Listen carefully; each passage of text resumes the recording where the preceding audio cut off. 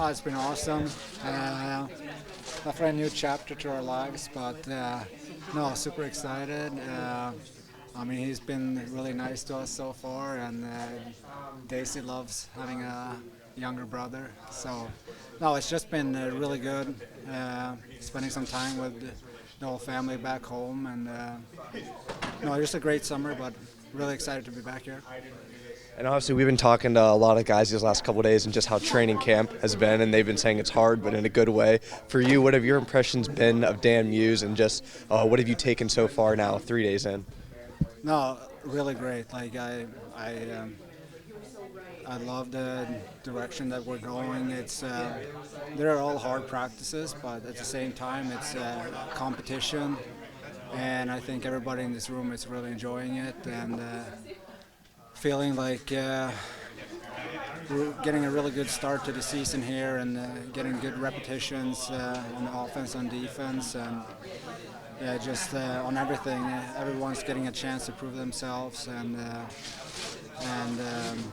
just a chance to have fun with it. Even though it's hard practices, but it's the same for everybody. Like everybody's working really hard and.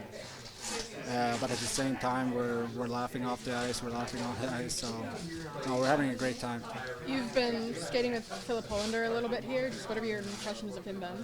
Oh, really good. I mean, he's trying to make plays out there. He looks strong. He looks fast. Really good on the forecheck drills. So, no, really surprised and excited for him.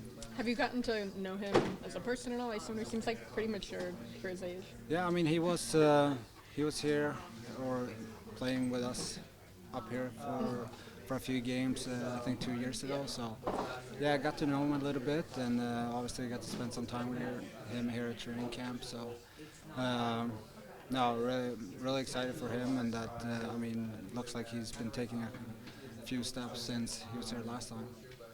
You're skating in a group with Avery Hayes. Just what have you seen from him so far? Works hard, looks really shifty out there. He's hard to catch. He's a smaller guy, but quick with the puck, good with the puck, plays with a lot of confidence. And then finally for me, so Kyle mentioned the other day that the Olympics might be a motivating factor for a lot of the guys this year, and obviously you played with 4 nations last year for Sweden. How much of a factor is that for you this season, and just kind of giving you an extra jump even just to kind of push to make the roster this year? Yeah, I mean it's huge for me. I mean for the Penguins. For me to have an even better season than last year, it's important for me to have a good summer and just try to improve on the things I wanted to improve from last year, and obviously like getting a chance to play in the Olympics. Never really had a chance before, so yeah, that would be huge for me and a great motivator for this year. One last one for me, Rickard. Obviously, these last few years, you got to spend a lot of time here in Pittsburgh. Just what have you loved most about this city and about this team, and just what has it meant to you? I mean, it's just the passion for all the sports here.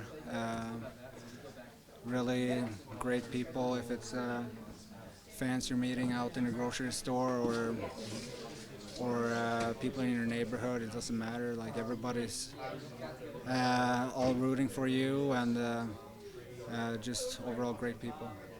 Yeah, I mean it was a lot of it was a long process. I'm happy I got through it.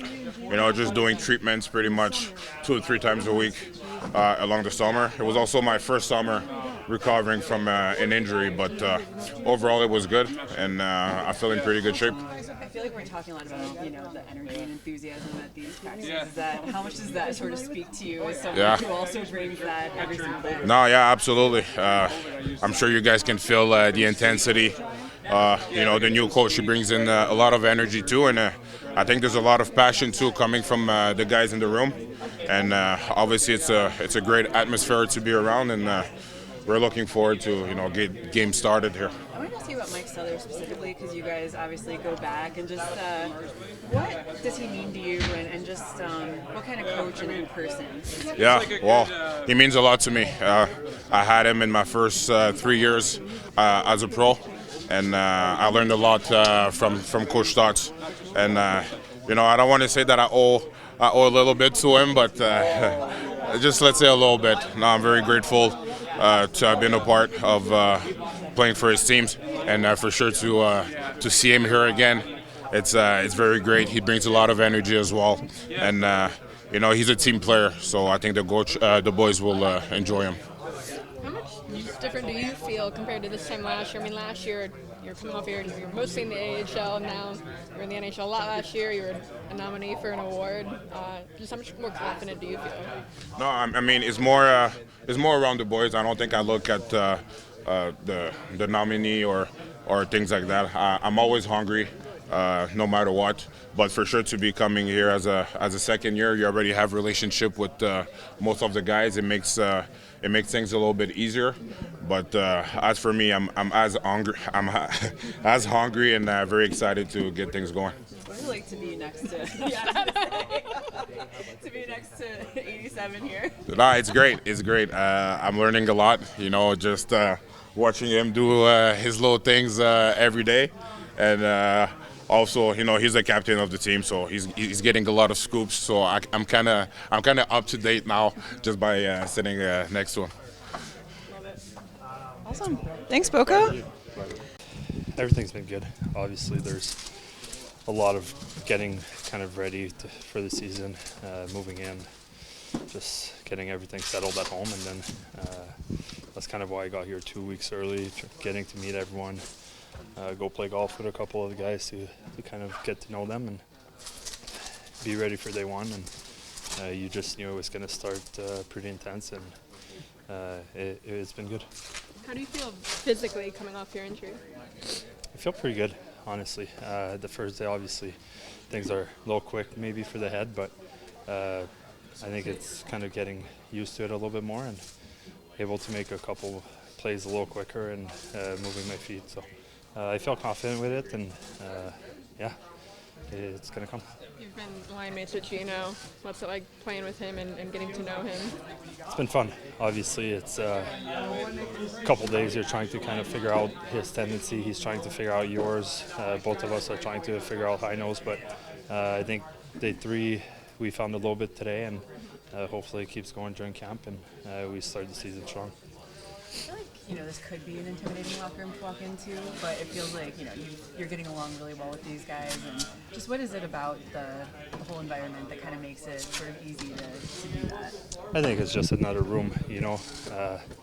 Unfortunately or fortunately, I did a couple the last couple of years, and I'm kind of getting used to coming in and not knowing many guys, and it's a matter of time. I mean, at the end of the day, we're all hockey players. We're all doing this because we love it, and we're just going in for a great season.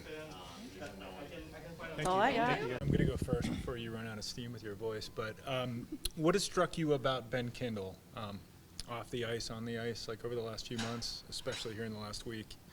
What have you kind of learned about him and seen from him? Yeah, no, I mean, he's been a lot of fun to watch. And, you know, you kind of seen that evolution going from the summertime into rookie camp. And, you know, even seeing him at practice in the rookie camps, you know, just, you know, his awareness on the ice. You know, sometimes he's one of those players where at times the game looks easy to him, like just because he puts himself in such good positions. And when you watch him, the way he positions himself, the way he can change speed, you combine that there, you know, that sense. You know, just to put him in himself in those great spots, you know, with the stick skills and, you know, just the overall abilities. So, you know, you saw it at the rookie tournament, and I think you've seen it here in practices, and that's not an easy thing for a young player like that. Philip Hollander, he's coming off a great year in Sweden. What are your early impressions of him, and what does he need to do to earn a spot up here? Oh, I mean, yeah, I think he's been a lot of fun to go back and watch too, you know, because, you know, there's obviously, you know, in the Swedish league, the game's a little bit different. It's different in regards to like the, just the size of the rink, and it's a little bit of a different style. But the stuff he was doing, a lot of the stuff that stood out even this summer when you go back and you watch him, it's like, this is stuff that translates, and he like showing those bursts of speed and those quick movements off the wall, and it's been great to get to start to watch his game here and seeing how it translates. And it's still early, for me to come in here and say, like, it's our third day on the ice, and so I'm still in that process of, we're all in the process of evaluating and getting to learn more each day. And we got the exhibition games that are coming up, which will teach us even more. But I really enjoyed just getting to watch him play over the summer on tape, and then definitely getting to see him here in practice. Kyle said this is an open competition for the 2 goalie spots, regardless of veteran status, contractual status, all that. How do you see that competition playing out, or how do you expect to gauge that competition? Is it just simply the results in the preseason, who plays best, practice habits? What all goes into how you will determine who those 2 guys are? I mean, I think with and I would put this with all players, I think you're factoring in a lot of things. You have, it's not like you forget anything from the past either, like things that, how guys have played in the past, the history, like you, of course, have to like look at all those things. And then you just continue to, we're evaluating every day. Like every single day, every practice, like we're putting a lot of time into these, like, and then the evaluation of the exhibition games, and you combine that with, there's all the viewings that you've had in the past, whether it's, from our scouting department or, which is what we've seen for players that have been here before as well. Dan, beyond the NHL regulars who are in camp, obviously, are there any of the guys fighting for spots, young players or the PTOs that have made an impression on you so far? I mean, yes, but I also feel like it's on the third day, and it's a little bit early to start to like really point guys out. I think we're 3 days in, and the guys it's going to be a day tomorrow where they're going to be able to get a little bit of rest, and now we're getting into those exhibition games. And for me, I still think the message has been the same as we've said in the beginning. We want to come in here and work to build something. And we want guys coming in here and, continuing to earn it every day. And if you have a good day one day, well, you got to re-earn it again the next. And so, 3 days in, it'd be tough for me to kind of come in, or I feel like wrong for me to come in here and start to really highlight certain players one over another. We just got to keep working each day the way we've started and continue to build on the base that we've set in these first 3 days. Dan, we just talked to Anthony Mantha, and coming off the injury last year, I know he's chomping at the bit to get back in games, and just in a general sense, what do you feel he can bring when he's at his best? Yeah. I mean, I think you've seen it. Like he's just. He's a massive human. He's, the great stick skills, great shot. I mean, I don't know if everybody was watching practice today, but, you saw some of those, the goals that he was scoring in tight. It's tough to do for a person his size. And so, for us, it's just seeing him come in here and really, the way he can make an impact in the game. And so right now we haven't any games, so it's how can you impact practice? And, the consistency in those practices and the way you can impact them.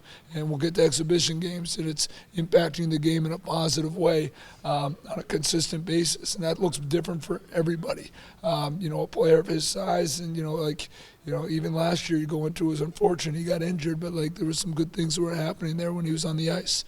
And so, I'd say that for him and for everybody else. It's, you get those opportunities each day to make an impact. However it is that you impact the game, go find a way to do it. You've talked about wanting or seeking collaboration with yourself, your coaches, the staff. How does that extend to the goaltending position? That's arguably the most specialized position in sports. It has its own specific coach. Are you content to kind of let Andy kind of run things there? I mean, how would you weigh in on how the goaltending plays out, whether you're trying to figure out a schedule for the next month or so or anything like that? There's conversations that are always happening. I mean, Shoto's a big part of our coaching staff, and he makes contributions not just on the goaltenders too. Like, he's great to have in regards to hearing, just from a goaltender's perspective on other areas of the game. And so, I feel like sometimes the goaltender coach, sometimes people think that, they live they work out of a separate building and they just come in. And that's not how it works. He's right there with us every day. He does an amazing job. He has great ideas outside of just the goaltending. I think with that, you gotta, when you don't you don't have a base, a background on some of the specifics, or speak the goalie language, you got to refer a little bit to somebody that speaks that language, because it's so different. I mean, it's one of the most unique positions, I think, in sports, especially in hockey. And so, there's definitely a trust that's there, but there's still a collaboration and talking about, even when we're on the ice in practice, how we do things. That could impact the goalies, and so maybe we can do it a little bit different. Are they asking the questions? Are they getting what they need today, or putting them in the situations that they need to be in, and vice versa. And he's been great in terms of talking about how to kind of maybe connect some things that would be really good for the goalies in practice, while making it still beneficial to the entire team. And so it's ongoing dialogue, and then that leads to, even when it comes to games, there's constant dialogue there as well in terms of what's going to be the most sense. And then as you move through a year, obviously you're making changes and adjusting as you go. And going off of that, how surprised are you that Mike Stellers hasn't broken 10 sticks by now? And just what has it been like to see him, kind of back in the thick of it after everything he kind of went through? The stick in the glass budget is going to be through the roof. I'm going to go back there after this, and I'm just going to prepare him. I'm going to be like, you guys are going to need some more glass. It's happening. He's breaking it. It's the sticks. We should make a guess on how many sticks he's actually going to go through this year in practice. But it's awesome. I mean, just so much energy. He's an unbelievable human being. We're all so fortunate that, he's here with us on staff, and he adds so much in terms of his knowledge of the game, his passion for the game, everything that he's done in the game, both as a player and as a coach. And then, he's an amazing, amazing coach, and he's an even better human being. And you just see that energy. It's just, and it's contagious, it is. I mean, he's out there, he's got his, the yellow shirt on there to the yellow teams win. And it's I try to just, not break character and start smiling when I look over and see him banging on the glass. And it's really cool. I mean, this is a guy too. I mean, those last couple of years haven't been easy. So to see him back on the ice is awesome. I'm not asking. Go ahead, Kelsey. You have kind of the veteran split, the longtime team veteran split 2-2 and 2 in these teams. You got Crosby and Carlson, then Malkin and Letang, and then Rust and Rakell. Just what have you noticed and observed about their influence on the younger guys in these sessions here? Yeah, I mean, it's split up, that way for a reason. Guys that can kind of drive things in practice and push the young players, and I mean, you've seen it every day. Every day maybe it's a little different in how it looks, but it's important for the young players to be able to see that and see that firsthand. But at the same time, you want the young guys too, the young energy to come in there, and everybody should be pushing everybody. And the veterans here, the guys that have been doing it for a long time, they've done a great job of setting the tone and pushing. And it's important though that everybody, and we have been we'll continue to push on that. It's everybody's got to be pushing each other every single time you're on the ice. That's how we get better. And a credit to some of the young guys too. I think they went out there and they've been doing that. They've been trying to do that for sure. I'm not asking for your last question, Montreal, but how would you anticipate the type of group you might have? I mean, are you looking for specific lines, D pairs, groups of 5, special teams units? Do you want to see? Are you going to try to evaluate players individually, or even in groups along those lines? We're still going to go over it a little bit more here today. Now that we get through, there's always outlines that go into play. Yeah, I got to give you a little something here. We got to wait for a little surprise there on a Sunday, right? So I think we're going to go over it, and everything will be out tomorrow. So the early games, you kind of build out there from those start to finish. Those early lineups. Sometimes a little bit of a mix. In terms of experience and maybe a little bit younger, but we still have some time to go through that, firm some things up, have some conversations, and we'll go from there. Thank you.